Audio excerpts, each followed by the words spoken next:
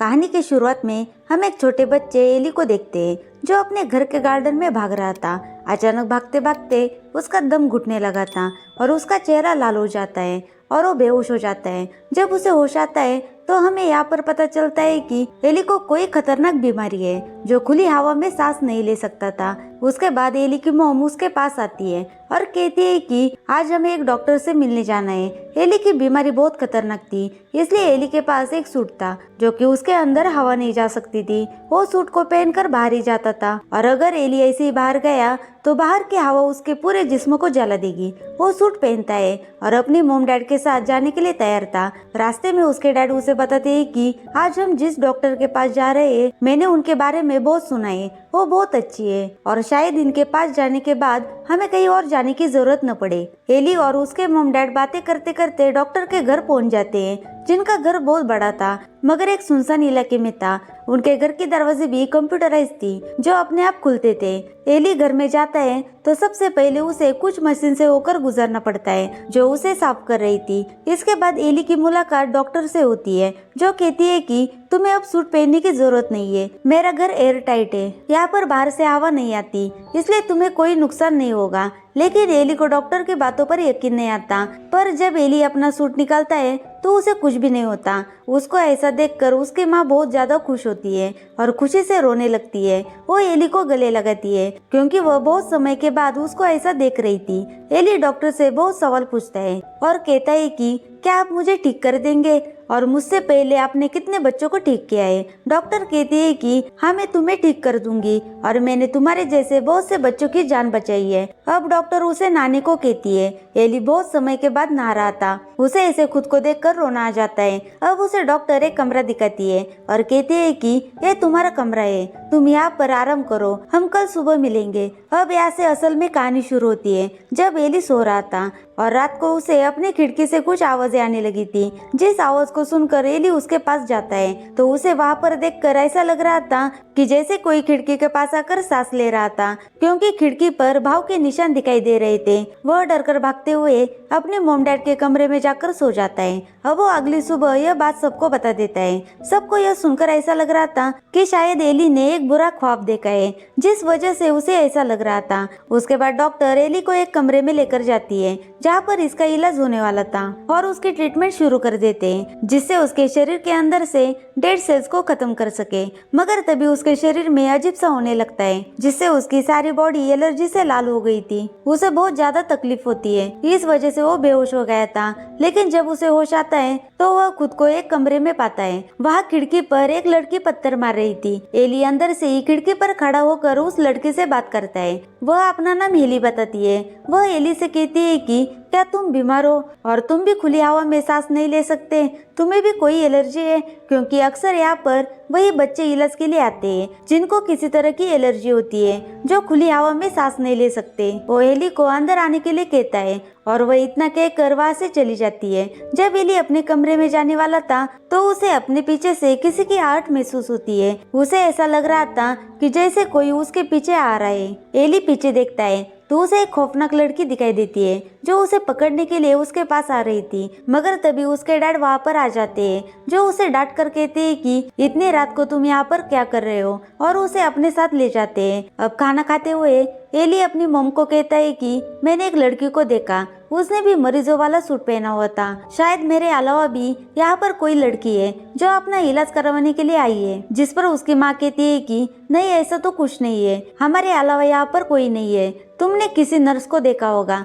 Eli चुप होकर दोबारा से अपने कमरे में चला जाता है। उसके सामने वही लड़की फिर से आती है जो इस बार उसे खींचकर कहीं पर लेके जा रही थी। एली बहुत घबरा जाता है। वो मॉम डैड चिल्लाता है। अब उसकी चीखें सुनकर उसके मॉम डैड वहाँ पर आ जाते हैं। वो कहते हैं कि बेटा यहाँ पर कोई नहीं है, तुम किससे डर रहे हो? अब यहाँ पर डॉक्टर आकर एली के मॉम डैड को बताती है कि ये सब दवाइयों का असर है और वो बहुत जल्दी ठीक हो जाएगा। जिस पर उसकी मॉम डॉक्टर को कहती है कि क्या आप दवाइयों को कम नहीं कर सकती? इस बात पर एली के डैड उसकी मॉम को चुप करवा देते हैं और कहते हैं कि ये सब क्या कर रही हो और डॉक्टर को अपना काम करने दो, हमारे पास यही आखिरी रास्ता है, हमने इसी इलाज में अपना सब कुछ लगा दिया है। दूसरी तरफ एली को कुछ ठीक नहीं लग रहा था। वो यहाँ से जाना चाहता था और अपनी मोम से कहता है कि प्लीज मुझे यहाँ से ले जाइए, मैं यहाँ पर नहीं रहना चाहता। पर उसके मोम डैड उसे मना कर देते क्योंकि वो बहुत से पैसे उसके इलाज पर लगा चुके थे। उसके बाद फिर से हेली की खिड़की पर हेली पत्थर मारती है। इससे पहले वो हेली से मिलने जाता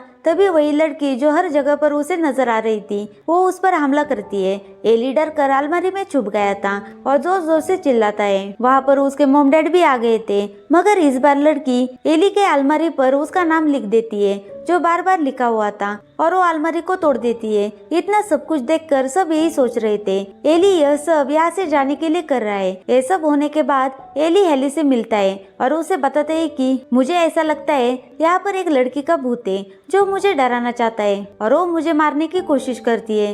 ये सब बातें सुनकर हेली कहती है कि इससे पहले भी यहाँ पर एक बच्चा रहता था और उसने भी सेम यही सब कुछ कहा था जब यहाँ पर रहने वाले डॉक्टर ने उसका इलाज शुरू किया था और उसके बाद यहाँ पर कभी नजर नहीं आया और मैंने उसे बाहर जाते हुए भी देखा है। पता नहीं उसके साथ क्या हुआ। मेरी बात मानो, तुम्हें भी जल्दी यहाँ से चले जाना चाहिए। मगर तभी उन्हें किसी की चलने की आवाज आती है। एली हेली को छोड़कर अब उस आवाज के पीछे जाता है, लेकिन अचानक से कोई उसके पाँव को खींच रहा था। वो शीशे में देखता है तो उसे नजर आते हैं 3 बच्चे जिन्होंने मरीजों के कपड़े पहने हुए थे। वो उसे घसीट कर घर के बाहर वाले गेट तक ले गए थे और दरवाजा खोल देते हैं जिससे बाहर की हवा अंदर आने लगी थी और इसी वजह से एली की हालत खराब हो जाती है। तभी डॉक्टर सही समय पर आकर एली को बचा लेते हैं और जब उसको होश आता है तो एक कमरे में होता है जहाँ पर उसके कमरे के बाहर उसके डैड डॉक्टर से कुछ बात कर रहे थे। मगर जब उसकी मोम आती है तो वो दोनों चुप हो गए थे। एली की मोम उसके पास आकर उसे गले लगा लेती है।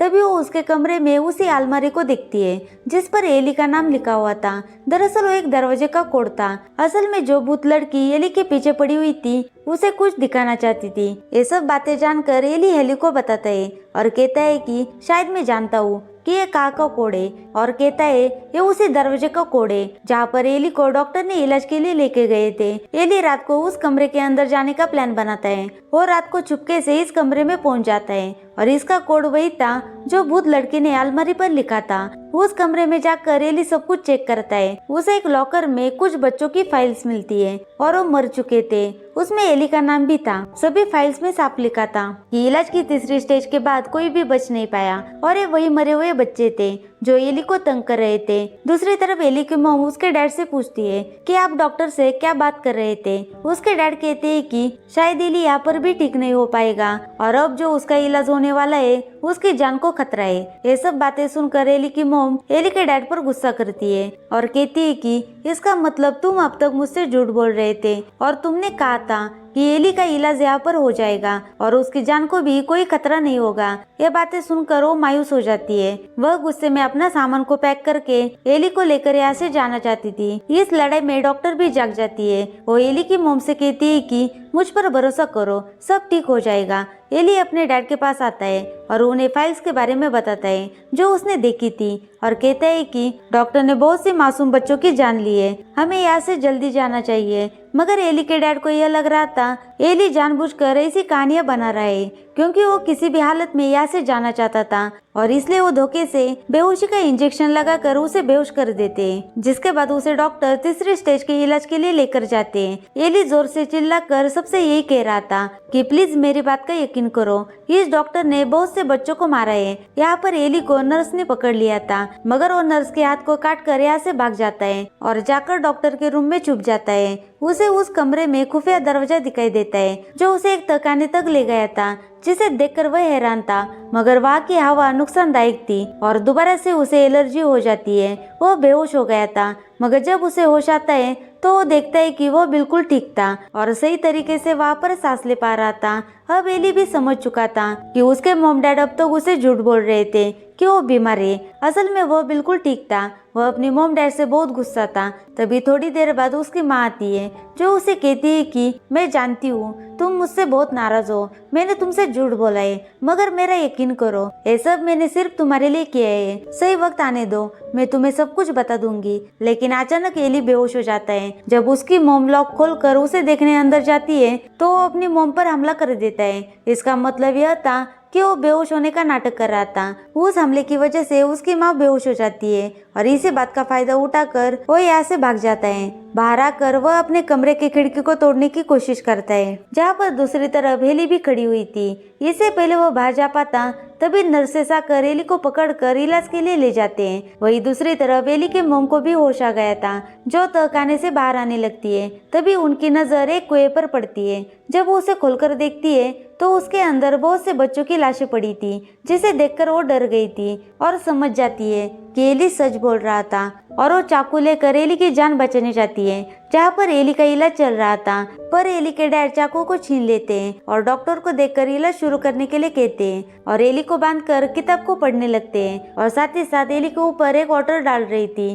उसे कुछ समझ नहीं आ रहा था कि ये लोग उसके साथ क्या कर रहे हैं और क्या चाहते हैं। वाटर के गिरने से एली की स्किन जल रही थी। अब जब डॉक्टर एली को चाकू से मारने लगती है तो एली को गुस्सा आ जाता है। उसका शरीर और आंखें लाल हो जाती है। वो गुस्से में उस चाकू से डॉक्टर को ही मरवा देता है। उन्होंने खुद ही अपनी जान ले ली थी। वहाँ पर मौजूद सभी नर्सेस को हवा में उड़ाकर आग लगा देता है। एली के पास कोई बुरी ताकत थी, इस वजह से वह ये सब कुछ कर रहा था। यह सब देखकर उसकी मॉम भी डर गई थी। एली अपनी मॉम से पूछता है कि ये सब कुछ मैं कैसे कर पा रहा हूँ और मैं कौन हूँ। अब उसकी माँ उसे बताती है और यहाँ पर इस कहानी की सच्चाई समझ आती है कि असल में सबके पीछे क्या कहानी थी। एली की मॉम बताती है कि तुम कोई आम इंसान नहीं बल्कि शैतान के बेटे हो। मैंने शैतान से दुआ मांगी थी कि मुझे बेटा चाहिए, इसके बाद तुम पैदा हुए। मुझे लगता था कि तुम एक आम इंसान के बच्चे की तरह हो, पर नहीं, तुम में शैतान का खून है और इसी चीज को तुमसे दूर रखने के लिए हम यहाँ पर आए थे। पर इस चीज का अब कोई फायदा नहीं है। तुम्हारी बुरी ताकत अब जाग चुकी है। अब मजबूरन हमें तुम्हें तुम्हारे असली डैड के पास लेकर जाना होगा। तभी पीछे से एली के डैड उस पर हमला करते हैं, मगर एली उन्हें भी हवा में उड़ाकर जख्मी कर देता है और अपनी मॉम के साथ घर के बाहर आ जाता है, जहाँ पर एली उनकी गाड़ी के पास खड़ी थी और एली को बताती है कि मैं भी शैतान की बेटी हूँ और जो बच्चे तुमसे पहले यहाँ पर आए थे वो सब हमारे भाई बहन थे। एली कहता है कि तुमने इन सब के बारे में मुझे पहले क्यों नहीं बताया। वो कहती है कि मैं चाहती थी कि तुम अपनी ताकत को खुद जगाओ। ये बताकर एली से कहती है कि तुम अपने असली डैड के पास जाने के लिए तैयार हो। एली भी इस बात के लिए मान गया था। उसके मॉम दोनों को गाड़ी में बिठाकर एली के असली डैड से मिलवाने के लिए जा रही थी और इसी के साथ मूवी यहाँ पर खत्म हो जाती है। Thank you for watching.